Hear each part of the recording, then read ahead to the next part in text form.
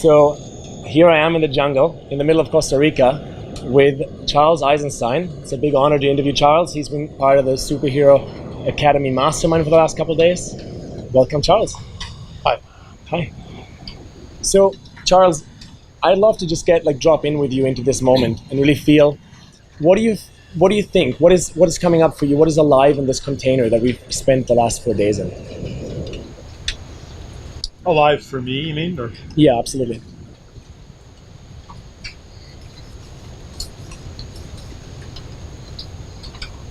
I've had many different emotions and feelings.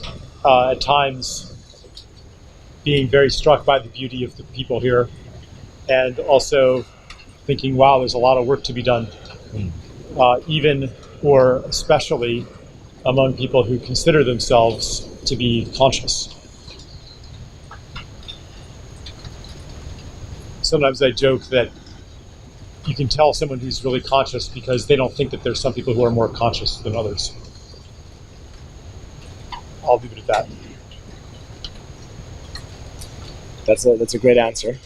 I think with one's own process of awakening or growing, I think humility is something that really strikes me. Is that we're living our own stories, right? And we're living our own journey truly, and as that we're reflecting back into the collective. So for me personally, being in the jungle and being barefoot really helps with that humility, literally, like being grounded. What do you think for you, because you're a master storyteller, what do you think for you is from your perspective is this new narrative that we're here to shape and frame? I'm not sure if I want to really go into the whole, I have my version of, I'm even hesitant to call it the new narrative, because I think that our articulation of any new narrative is so freighted with concepts and ways of thinking that are from the narrative that we've inherited, that we're really incapable, even the English language or any modern language is incapable of really articulating the next defining mythology of civilization. I hear you. So maybe let me rephrase the question. From your place of heart, what does it really take for someone to arrive in purpose and come to express that purpose into the world?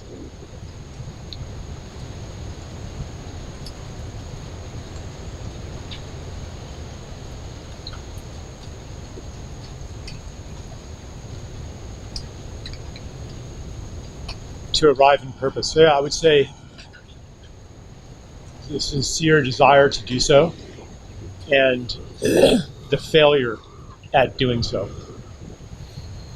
The failure of everything that you think will bring you to that place. That is what opens up the space for the purpose to discover you. This is not something that you can necessarily do in the way that the whole superhero metaphor implies. It's not like, this is not something that you can achieve through your efforts, even if you have superpowers. So I'm a little wary of appearing on these videos because I don't want to seem to endorse the Superhero Academy, which may or may not be a great thing. Like I'm not that familiar with it. When I came to here, I didn't know that it was for the Superhero Academy. Right. All I got was a beautiful invitation to come, and I just felt a yes to it.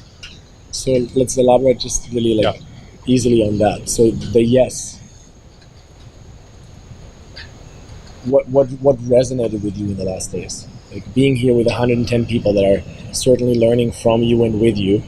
What was something that resonated within you strongly, where you realize, okay, this is what I said yes to?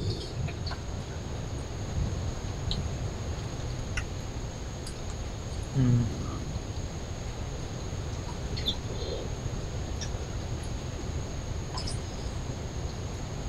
Yeah, I think like a lot of the best moments were in conversations with people where there was some kind of breakdown and breakthrough, some kind of like light going on behind the eyes. There's quite a few of those moments. I think that what works really well here is simply that this is not the usual environment for people. So a lot of the programming that's enforced by the usual environment isn't here, which puts people in a more open, receptive state because they're not reinforced in existing ways of thinking. So that state of receptivity is something that is very valuable if you have the right stimulus and the right offerings. I mean, by bringing a lot of people out here, you're like that's a big deal, you know. Mm-hmm. And I mean, I would hesitate myself even to do that, just because I'd be like, wow, I'm asking a lot of people, I'm creating this incredible opportunity. I'd better be really sure that what I have to offer does justice to the situation that I've invited. So, like, and I might do it anyway, even if I didn't know that, and I might experience some kind of failure, and then I would learn the power of the forces in the situation that I have called. Let's elaborate on that just a little bit more. What role do you feel location and the earth itself and the resonance that Punta Mona, I mean, this is a very, very unique spot. We're like literally off the grid, right? I mean, we drove here 4 hours with a bus. Yeah, there is no grid here, yeah. No, exactly. We came here by boat from the place we drove with the bus to, and then we're on solar. And I've been barefoot for, I think, 3 days straight. So what role does location and the earth and the resonance of the earth truly play in kind of awakening people to this resonance? I think this particular place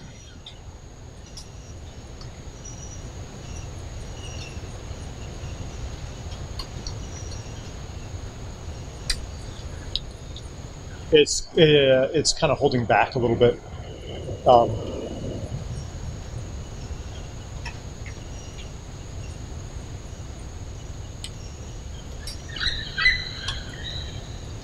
I think that most of what's happened here could have happened in many places. I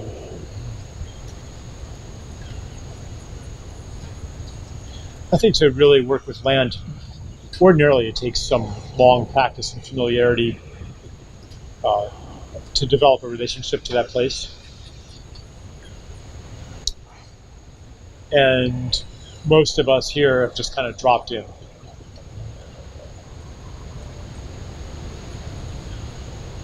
And there might be